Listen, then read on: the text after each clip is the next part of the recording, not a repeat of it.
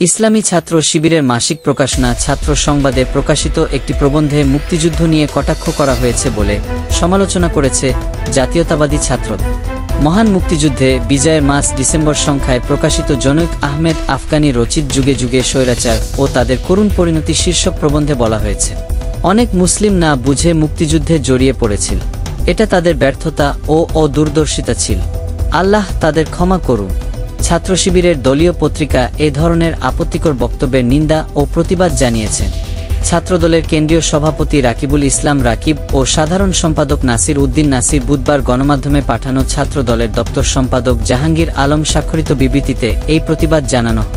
বিবৃতিতে বলা হয়, স্বাধীনতার 50 বছর পরে এসেও নিজেদের দলীয় প্রকাশনায় মহান মুক্তিযুদ্ধে অংশগ্রহণ করাকে ভুল ও অদূরদর্শিতা হিসেবে প্রচার করা এবং পাপ কাজ মনে করে ক্ষমা প্রার্থনা করা একটি গর্হিত এবং ন্যক্কারজনক ঘটনা।